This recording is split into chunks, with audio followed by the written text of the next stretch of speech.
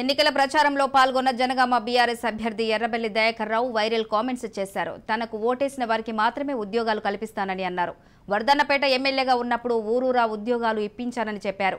ప్రస్తుతం పరిస్థితి మారిందని, కార్యకర్తలు వారి బిడ్డలకే ఉద్యోగాలు ఇప్పిస్తానని అన్నారు. పార్టీలు మారేవారికి కాకుండా కేవలం బీఆర్ఎస్ లో ఉన్నవారికే ఉద్యోగ అవకాశాలు కల్పిస్తానని తెలిపారు. ప్రస్తుతం ఎర్రబెల్లి చేసిన వ్యాఖ్యలు వివాదాస్పదంగా మారాయి.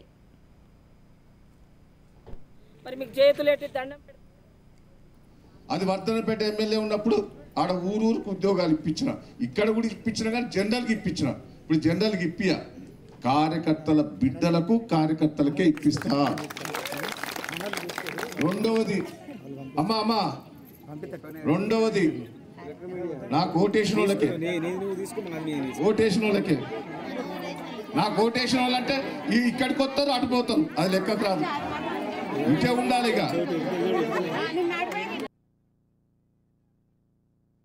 కోచింగ్ ఇచ్చి స్కిల్స్ చేసి ఉద్యోగాలు ఇచ్చి ఏర్పాటు చేస్తా.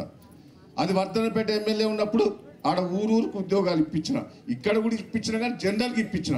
ఇప్పుడు జనరల్కి ఇప్పియ కార్యకర్తల బిడ్డలకు కార్యకర్తలకే ఇప్పిస్తా. రెండవది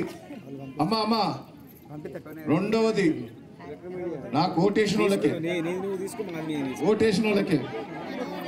నాకు ఓటేసిన వాళ్ళంటే ఇక్కడికి వస్తారు, అటుపోతారు, అది లెక్కకు రాదు. ఇంకే ఉండాలి. ఇక